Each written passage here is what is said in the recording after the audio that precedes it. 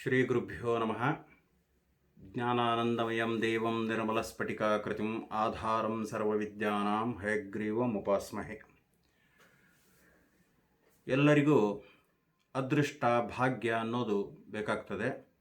ಆ ವಿಚಾರದಲ್ಲಿ ಅನೇಕರು ತಮ್ಮ ಒಂದು ಜಾತಕದ ರೀತಿ ಯಾವ ರೀತಿ ಪರಿಹಾರ ಮಾಡಿಕೊಂಡಾಗ ಅವರ ಭಾಗ್ಯವು ಅವರಿಗೆ ಸಿಗ್ತದೆ ಅಂತ ಹೇಳುವಂಥ ಒಂದು ಸಣ್ಣ ಪ್ರಯತ್ನ ಮಾಡ್ತಾ ಇದ್ದೇನೆ. ಜಾತಕದಲ್ಲಿ ನಿಮ್ಮ 9ನೇ ರಾಶಿಯ ಅಧಿಪತಿ ಯಾರು ಅಂತ ನೋಡಿಕೊಳ್ಳಿ. ಆ ರಾಶಿಯ ಅಧಿಪತಿಯೇ ಭಾಗ್ಯಾಧಿಪತಿ, ಅಂದರೆ ಭಾಗ್ಯವನ್ನು, ಉನ್ನತಿಯನ್ನು, ಅಭಿವೃದ್ಧಿಯನ್ನು ತಂದುಕೊಡುವಂತಹ ಗ್ರಹವಾಗಿದೆ. ಅವನು ಯಾವ ರಾಶಿಯಲ್ಲಿ ಕುಳಿತಿದ್ದಾನೆ, ಅವನ ಮೇಲೆ ದೃಷ್ಟಿರುವಂಥ ಗ್ರಹ ಯಾವುದು, ಇದೆಲ್ಲ ಸೂಕ್ಷ್ಮವಾಗಿರ್ತದೆ. ಆದರೂ ಕೂಡ ನಿಮ್ಮ ಭಾಗ್ಯಾಧಿಪತಿಯ ಅನುಸಾರ ಕೆಲವೊಂದು ಪರಿಹಾರಗಳನ್ನು ಮಾಡಿಕೊಂಡಾಗ ನೀವು ಅದರಿಂದ ಭಾಗ್ಯವನ್ನು, ಅದೃಷ್ಟವನ್ನು ಪಡೆಯಬಹುದಾಗಿದೆ.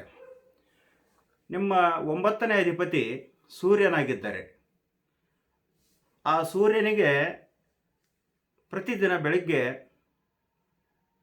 ನೀರಿನಿಂದ ಅರ್ಘ್ಯವನ್ನು ಕೊಡೋದರಿಂದ ಹಾಗೂ ಪ್ರತಿದಿನ ಸೂರ್ಯ ನಮಸ್ಕಾರವನ್ನು ಮಾಡೋದರಿಂದ ನಿಮಗೆ ಪ್ರಸಿದ್ಧಿ ಮತ್ತು ಕಾನ್ಫಿಡೆನ್ಸ್ ಇದೆಲ್ಲ ಸಿಗ್ತದೆ.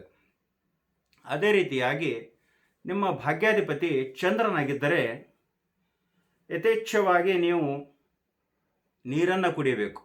ಒಂದು ಬೆಳ್ಳಿಯ ಗ್ಲಾಸಿನಲ್ಲಿ ಪ್ರತಿದಿನ ನೀರನ್ನು ಕುಡಿಯುತ್ತಾ ಬಂದಾಗ ನಿಮ್ಮ ಒಂದು ಭಾಗ್ಯ ಹೆಚ್ಚಲು ಕಾರಣವಾಗುತ್ತದೆ. ಮುಖ್ಯವಾಗಿ ಚಂದ್ರನ ಭಾಗ್ಯಾಧಿಪತಿಯಾದಾಗ ಅವರು ತಮ್ಮ ಒಂದು ಭಾವನೆಗಳಲ್ಲಿ ಬಹಳ ದುಃಖಿತರಾಗಿರ್ತಾರೆ. ಆ ದುಃಖದಿಂದ ಹೊರಬರಲು, ಆ ಭಾವನಾತ್ಮಕವಾಗಿ ಒಂದು ಶಾಂತಿಯನ್ನು ಹೊಂದಲು ಈ ಒಂದು ಪರಿಹಾರ ಅವರಿಗೆ ಸಹಾಯವನ್ನು ಮಾಡುತ್ತದೆ.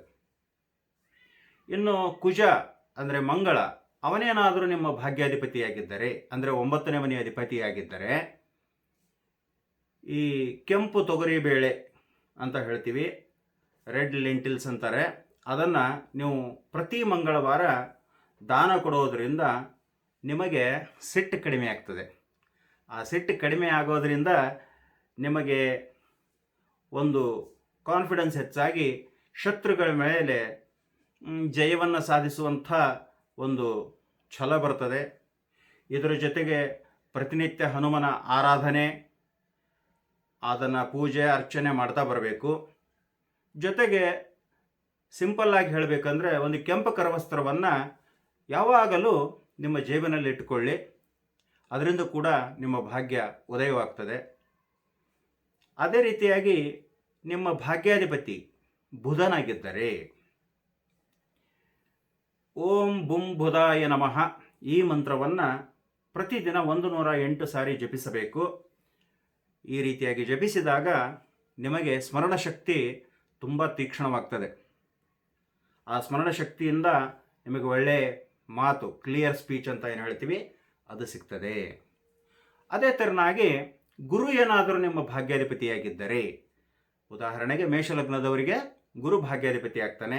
ಅವನು ಯಾವುದೇ ಸ್ಥಳದಲ್ಲಿ ಕುಳಿತಿರಲಿ, ನಿಮ್ಮ ಭಾಗ್ಯಾಧಿಪತಿ ಯಾರು ಅನ್ನೋದನ್ನು ಮೊದಲು ಗುರುತಿಸಿಕೊಳ್ಳಿ. ಗುರು ಏನಾದರೂ ನಿಮ್ಮ ಭಾಗ್ಯಾಧಿಪತಿ ಆದಾಗ ಈ ಹಳದಿ ಸ್ವೀಟ್ಸ್, ಅಂದರೆ ಯಾವುದಾದ್ರೂ ಬೇಸನ್ ಆಗಿರ್ಬೋದು, ಬೂಂದಿ ಲಾಡು ಆಗಿರ್ಬೋದು, ಈ ಥರದ ಹಳದಿ ಬಣ್ಣದ ಈ ಸಿಹಿ ಪದಾರ್ಥಗಳನ್ನು ಪ್ರತಿ ಗುರುವಾರ ದಾನವಾಗಿ ಕೊಡಬೇಕು. ಇದರಿಂದ ಏನಾಗುತ್ತೆ ಅಂತಂದರೆ ನಿಮ್ಮಲ್ಲಿ ಗ್ರೋತ್, ಬೆಳವಣಿಗೆ, ಅಭಿವೃದ್ಧಿ ಅದು ಸಿಗ್ತದೆ. ಅದರ ಜೊತೆಗೆ ಗುರುಗಳ ಆಶೀರ್ವಾದ ಸಿಗ್ತದೆ. ಮುಖ್ಯವಾಗಿ ನೀವು ಪ್ರತಿ ಗುರುವಾರ ಇದನ್ನು ಮಾಡ್ತಾ ಬಂದಾಗ ಹೆಚ್ಚಿನ ಒಂದು ಅನುಕೂಲಗಳನ್ನು ಪಡೆಯಬಹುದಾಗಿದೆ. ಯಾರಿಗೆ ಶುಕ್ರ ಭಾಗ್ಯಾಧಿಪತಿಯಾಗಿರ್ತಾನೋ ಅವರು ಯಾವಾಗಲೂ ತಮ್ಮ ಬೆಡ್ರೂಮನ್ನು ಕ್ಲೀನಾಗಿ ಇಟ್ಕೋಬೇಕು. ಇದು ಬಹಳ ಮಹತ್ವದ್ದು.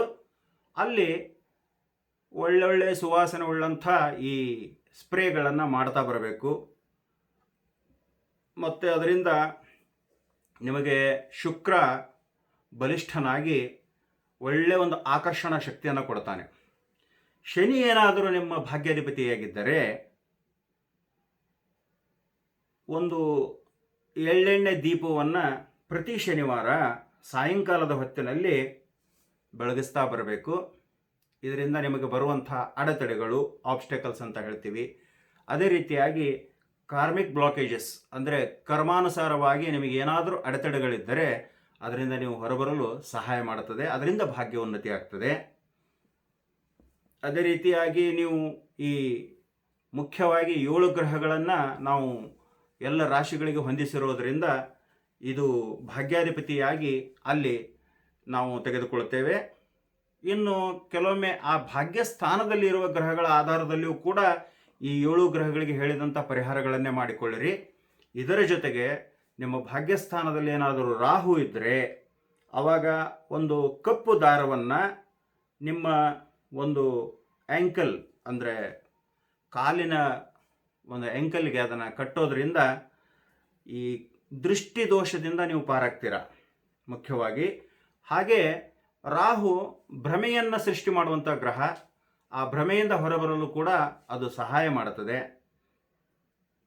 ಕೇತು ಏನಾದರೂ 9ನೇ ಮನೆಯಲ್ಲಿ ಕುಳಿತಾಗ ಅವನು ಧಾರ್ಮಿಕವಾಗಿ ನಿಮ್ಮನ್ನು ಬಲಿಷ್ಠರನ್ನಾಗಿ ಮಾಡಿದರೂ ಕೆಲವೊಮ್ಮೆ ಸ್ಪಿರಿಚುವಲ್ ಗ್ರೋತಿಗೆ ಏನಾದರೂ ಅಡೆತಡೆಗಳಾಗ್ತಾ ಇದ್ದಾಗ, ಅಂದರೆ ಆಧ್ಯಾತ್ಮಿಕವಾಗಿ ಬೆಳವಣಿಗೆ ಹೊಂದುವಂಥ ಒಂದು ಕಾರ್ಯದಲ್ಲಿ ಅಡೆತಡೆಗಳಿದ್ದಾಗ ಈ ಬೀದಿ ನಾಯಿಗಳಿಗೆ ಏನಾದರೂ ಆಹಾರವನ್ನು ಕೊಟ್ಟಾಗ ಆ ಕೇತು ಶಾಂತನಾಗ್ತಾನೆ. ಈ ರೀತಿಯಾಗಿ ನೀವು ಮಾಡಿಕೊಂಡಾಗ ಇದೊಂದು ಸಣ್ಣ ಪರಿಹಾರ.